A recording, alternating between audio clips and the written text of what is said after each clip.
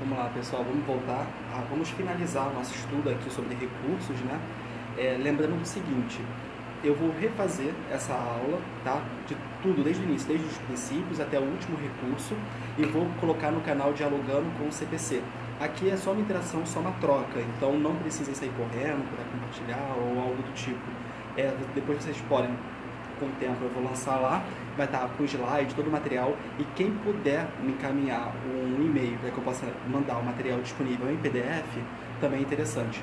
Tudo bem? Pessoal, continuando sobre recursos, nós vamos falar sobre um recurso não menos importante, que é os embargos de declaração. Como eu falei lá no início, nós não vamos esgotar aqui todos os recursos, porque senão nós iremos estar aqui a tarde toda e amanhã. Então, eu vou limitar aqui nos embargos de declaração e vou falar um pouco do juizado, que uma colega de vocês pediu aqui para mencionar, tá bom? Então, vamos almoçar hoje a tempo, se Deus quiser. Pessoal, os embargos de declaração estão previstos lá no artigo 1022. Os embargos de declaração, como regra geral, eles não têm o condão de mudar a sentença. Então, qual o cabimento? Qual a finalidade dos embargos de declaração? O artigo 1022 ele responde da seguinte maneira: cabem embargos de declaração contra qualquer decisão judicial para esclarecer obscuridade, eliminar contradição, suprimir omissão ou omissão de ponto ou questão sobre a qual devia se pronunciar o juiz de ofício ou a requerimento e corrigir erro material. Então nós temos 4 finalidades, quais são obscuridade, contradição, omissão ou erro material. Erro material foi incluído no CPC de 2015, tá? Porque anteriormente não se falava nessa nomenclatura. Então, qualquer hipótese de uma sentença, por exemplo, que seja contraditória, eu venho narrando a questão fática aí de direito, dando total direito ao autor, e no final julgo improcedente, pode ter tido um erro material ali, então compete a você embargar. Lembrando do seguinte, os embargos de declaração, ele é um recurso que não depende de recolhimento de custas, certo? A apelação sim, o agravo de instrumento sim, que nós falamos o agravo interno, mas os embargos de declaração não. Então, qualquer ato judicial, né, que estabeleça contradição, obscuridade, você pode embargar, pedindo que o juiz informe, né, com clareza, aquele ponto crucial que no seu entendimento ficou obscuro, contraditório ou que houve um erro material. Tudo bem? É um recurso bem tranquilo, você não vai fazer os embargos de declaração, por exemplo, com folha de apresentação. Você vai dizer de maneira simples que Maria fulano de tal vem apresentar seus embargos consoante a sentença de folha X, no qual contradiz nos seguintes termos. A sentença diz isso, você entende aquilo e você pede o esclarecimento. Como regra geral, os embargos de declaração não têm efeito de modificar a sentença. Pode ocorrer, que nós iremos ver mais à frente, tá bom? O artigo 1023, ele fala o seguinte: os embargos de declaração serão opostos no prazo de 5 dias. O artigo 1023 compete a vocês linkar com o artigo 1003, parágrafo 5º, que ali fala, no artigo 1003, que excetuados os embargos de declaração. E o artigo 1023 fala que o prazo é de 5 dias úteis. Tudo bem? Fiquem de olho nisso. É o único recurso que tem prazo menor. Os demais são todos 15 dias. Tanto para o agravante quanto para o agravado, o apelante, o apelado e por aí vai. Tudo bem? Bom, pessoal, o parágrafo 2º do artigo 1023, ele fala sobre os efeitos modificativos dos embargos de declaração da seguinte maneira: o juiz intimará o embargado para, querendo manifestar-se no prazo de 5 dias sobre os embargos opostos, caso o seu eventual acolhimento implique a modificação da decisão embargada. Primeira coisa, nomenclatura, né? Quem embarga é o embargante. Quem não embarga, vai falar, é o embargado. Então, nós vamos informar aqui a questão do efeito modificativo. O efeito modificativo nada mais é que, devido àquela reanálise da sentença, aquele ponto altera o dispositivo. Isso é exceção, não é regra. Mas se porventura trazer à tona essa questão que pode ocorrer, o juiz deverá dar espaço ao embargado para se manifestar. Tudo bem? Direito ao contraditório e ampla defesa. Isso aqui é exceção, não é regra. Pessoal, aqui fala sobre o juiz julgará os embargos em 5 dias. Nós sabemos que os prazos eles podem ser dilatórios ou peremptórios. Os dilatórios, o próprio nome traduz a ideia de dilação. Então, ainda que o juiz não julgue em 5 dias, vai ocorrer algum prejuízo? Não, não vai. Agora, você, como parte, se você tem 5 dias para embargar para embargar aquela sentença, para apresentar seus embargos de declaração, e você não embarga, acabou. Aqui nós temos um prazo peremptório, que não admite dilação de prazo, dilação de tempo. Então, pode pode precluir o seu direito de se manifestar no processo. Tudo bem? Pessoal, nós temos aqui o parágrafo 4º do mesmo artigo 1024, que fala o seguinte: caso o acolhimento dos embargos de declaração implique modificação da decisão embargada, o embargado, que já tiver interposto outro recurso contra a decisão originária, tem o direito de complementar ou alterar suas ações, no prazo de 15 dias. Aqui é um caso específico, que fala o seguinte: se tem uma sentença, por exemplo, no qual a parte, por exemplo, o réu recorreu através de apelação, certo? Só que o autor, ele não recorreu através de apelação, não. Ele entrou com embargo de declaração. Esse embargo de declaração tem um efeito interruptivo, no qual a sentença a apelação ficará guardada, o juiz vai analisar pelos embargos, e se for o caso de modificar a sentença, o apelante, que já apelou lá, o que vai fazer? Ele vai ter direito a fazer uma emenda ao seu recurso, porque a decisão alterou, e será que o mérito permanece? Então, tem que ficar de olho nisso. Esse prazo para fazer uma emenda, entre aspas, é de 15 dias, conforme previsto lá no artigo 1024, parágrafo 4º do CPC. Tudo bem? Sobre prazo, o artigo 1026 fala que o prazo de embargos é interruptivo, né? Ele não suspende, ele interrompe o prazo para qualquer outro recurso. Então, enquanto não analisar os embargos de declaração, está interrompido o recurso. Uma vez analisado os embargos e a sentença permanece desfavorável à parte, ela poderá apelar, contando-se o prazo de 15 dias, ainda que o prazo já tenha fluído anteriormente, certo? E dentro desse prazo anterior, vamos dizer assim,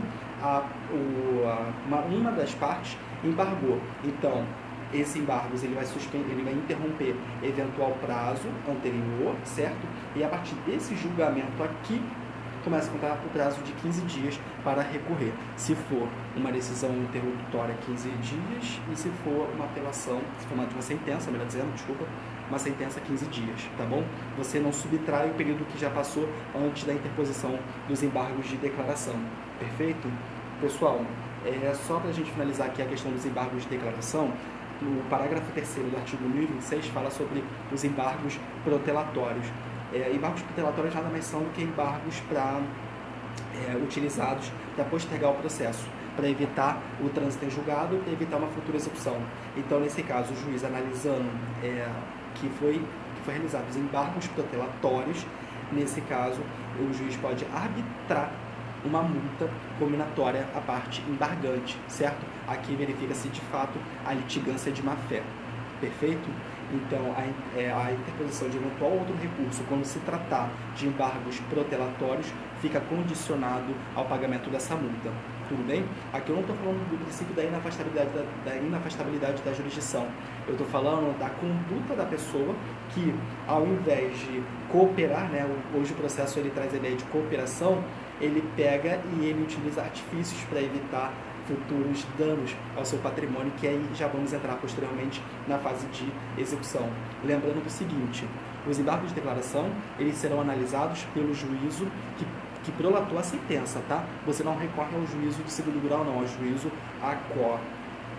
Tudo bem? Pessoal, aqui nós finalizamos os quatro recursos que eu gostaria de falar com vocês: apelação, agravo de instrumento, agravo interno e embargos de declaração.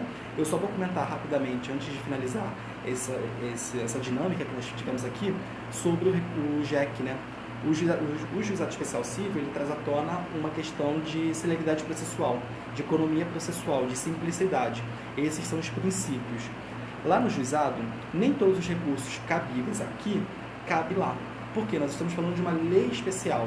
Então, quando se tem uma lei especial, compete trazer à tona a ideia de que a lei especial será aplicável e de forma subsidiária a lei genérica, que é o CPC. Então, a Lei 9.099, ela traduz essa ideia para a gente da aplicação dos seus recursos, lembrando da seguinte maneira: quando você for protocolar um processo no juizado especial civil, compete você fazer uma análise de eventual êxito na demanda. Por quê? No juizado especial civil, por exemplo, nós não temos um recurso de agravo de instrumento. Lá, contra a decisão interlocutória, que, por exemplo, que verse sobre pedido de tutela de urgência, uma vez indeferida, você irá aguardar até a sentença. Não cabe no agravo de instrumento decisões interlocutórias. Contra decisões interlocutórias no JEC é incabível, ela é irrecorrível através de agravo de instrumento. Tudo bem? Beleza. Então, uma vez que lá nós temos o princípio da simplicidade, da celeridade, até a fase de conhecimento do processo ela é muito rápida. Nós temos a petição inicial, a citação do réu para comparecer à audiência, se não tiver acordo, a apresentação de contestação. Ali, logo em seguida, é dada a sentença. Essa é a fase de conhecimento do JEC. Na vara civil, né, no procedimento comum, nós temos algo muito mais amplo. Citação, audiência de conciliação, contestação, réplica, dilação probatória, o despacho saneador, instrução de julgamento e a sentença. Então você percebe que no JEC é muito mais rápido. E por ser mais rápido, torna-se inadmissível você fazer um agravo de instrumento para ser julgado pelo juízo de segundo grau e depois retornar ao juízo de primeiro. Então, nesse caso, considerando toda a simplicidade da Lei 9.099, você vai verificar que contra a sentença cabe recurso inominado. Recurso inominado traduz a ideia mesmo de que o recurso não tem nome, o nome do recurso é recurso inominado, que seria a apelação no procedimento comum. Tudo bem? Então, nós temos ali o recurso nominado, os embargos de declaração, que aplica-se nos mesmos moldes do artigo 1022 que acabamos de ver, e o recurso extraordinário. O recurso extraordinário ele só existe quando há a violação de uma norma constitucional, violação à Constituição, e deve ser direcionado de fato ao STF, que ele que é o guardião da Constituição. Então, uma vez que tem uma sentença no JEC, que ela foi desfavorável a você, por exemplo, você vai recorrer através do recurso nominado. Se tiver alguma obscuridade, ou contradição, erro material, você vai embargar. E logo em seguida, se porventura daquela decisão da turma recursal verificar a violação de norma constitucional, a única coisa que você pode fazer é remeter ao STF através de recurso extraordinário. Lembrando que aqui tem que, de fato, ter violação à norma constitucional para que haja o pré-questionamento daquela decisão. Perfeito, pessoal? Tudo bem? Então, eu acho interessante, não estava previsto eu falar sobre JEC aqui, Lei 9.099, mas que vocês possam dar uma lida nessa lei a partir do artigo 38 e seus incisos, tá bom? Que fala sobre a parte dos recursos, do 38 até ao artigo 51, tá bom? Eu vou finalizar aqui o nosso trabalho, porém eu gostaria muito de falar com vocês sobre um livro de manual de recursos. Depois eu vou pegar para vocês, porque eu acabei não vendo, é um livro muito didático que simplifica toda a questão. Além disso, não esqueçam que eu vou lançar a matéria no canal. Quem quiser acompanhar lá e dialogando com o CPC, eu peço que vocês possam me encaminhar pelo Facebook mesmo, caso queiram o e-mail de vocês, para que eu possa encaminhar todo o material relativo à parte de recurso, certo? Numa próxima aula eu quero falar muito sobre tutela de urgência e sobre execução.